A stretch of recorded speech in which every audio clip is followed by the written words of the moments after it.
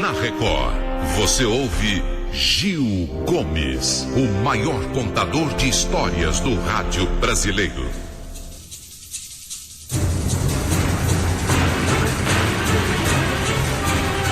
Ele era um verdadeiro crápula, sem nenhum escrúpulo. Crápula, crápula, crápula, não prestava. Não tinha dó de absolutamente ninguém. Não tinha pena de nada. Seus métodos os mais estúpidos do mundo. O rei dele era o dinheiro. Só dinheiro, só dinheiro. E por dinheiro ele se vendia. Por dinheiro ele fazia qualquer coisa.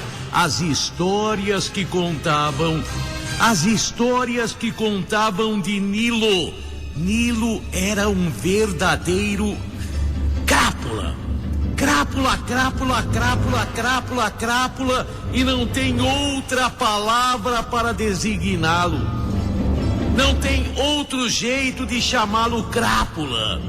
Quantos negócios, quantas casas que ele vendeu com papelada suja.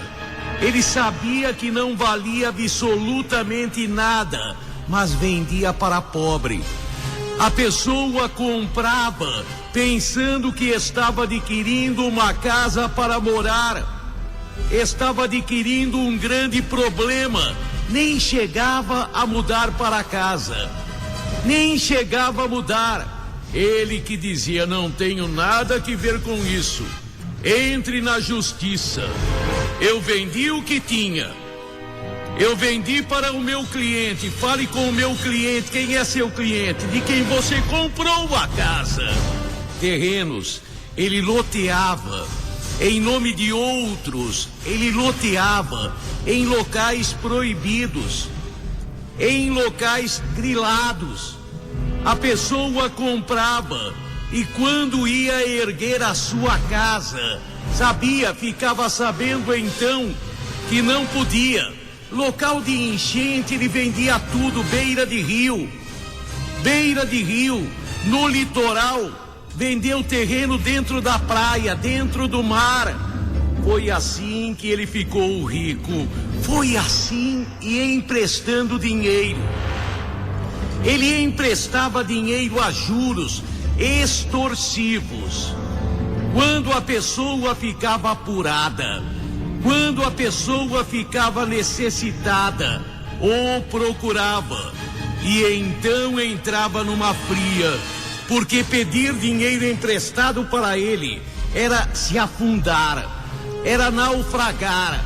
Ele fazia a pessoa assinar mil coisas, a pessoa na hora da precisão, a pessoa na hora que precisava assinava, e ele colocava uma papelada em branco, a pessoa assinava em branco, e quando via, vamos dizer, que na proporcionalidade do tempo, a pessoa pegasse R$1.000, ia pagar 20 mil, 30 mil, 40 mil, alguém pede 1.000, não vai poder pagar 20, então perdia aquilo que havia deixado de cautela, aquilo que havia deixado uma escritura, uma casa.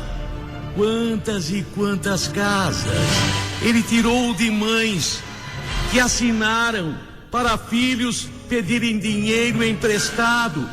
Teve uma velhinha que ele tirou da casa, a velhinha de quase 90 anos, que saiu direto da casa dela para um asilo.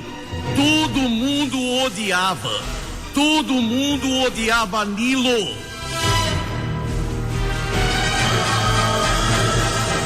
Nilo era verdadeiramente um crápula. Não existia outra palavra.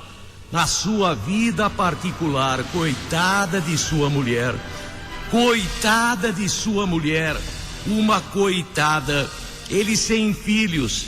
A mulher era uma verdadeira escrava dele. Faz isso, faz aquilo. O rei dinheiro mandava. Mas ele não dava o mínimo conforto para a mulher. Não dava o mínimo conforto para a mulher. A casa dele tinha 1000 trancas, 1000 cadeados. Ele guardava dinheiro em casa para emprestar. Quanto pai que na madrugada o filho adoecia, precisava de dar uma entrada no hospital, corria até ele e ele explorava. Coitada da pessoa que caía nas mãos de Nilo. Foi por isso que quando mataram Nilo, ninguém chorou, nem sua própria mulher. Ninguém chorou.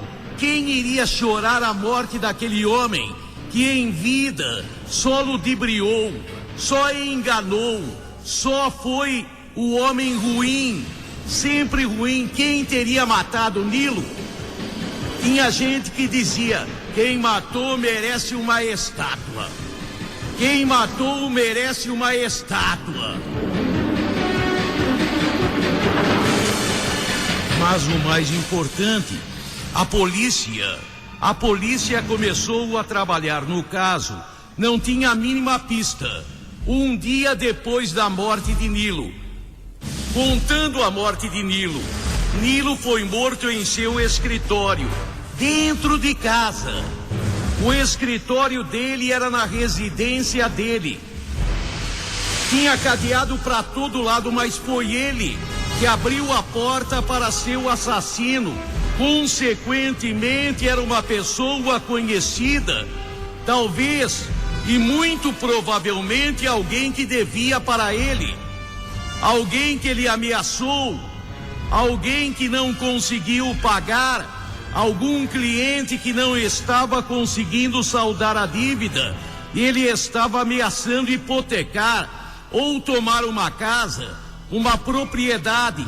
Mas 2 dias depois, tocaram fogo na casa dele. A polícia logo descobriu por quê. As notas que ele fazia a pessoa assinar estavam tudo no escritório dele. Quando pegou o fogo, na casa queimou tudo. Quem devia não devia mais. Queimou toda a papelada dele. A mulher não estava em casa. Depois da morte dele, ela saiu de casa, foi para a casa de uma conhecida. Não amiga, porque ela não tinha amigas. Ele não deixava.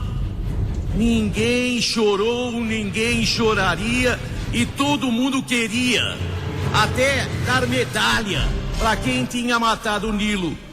Mas a polícia acabou meses depois descobrindo quem matou o Nilo. Mesmo não estando investigando, porque tinha, suspeito demais no caso, a polícia, mesmo não estando investigando, ficou sabendo. Foi Elzinha. Quem era Elzinha? Elzinha era uma garotinha de 13 anos de idade.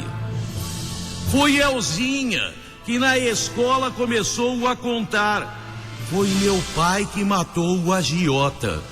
Foi meu pai que matou o agiota. Elzinha, ela falou para um, para dois, chegou na professora, chegou na diretora, chegou em muita gente a informação do que ela estava falando. Elzinha dizia: foi meu pai.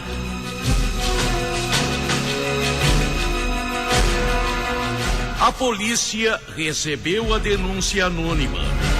A polícia foi e pegou o pai de Elzinha, que prontamente confessou: fui eu. Ele, na boa,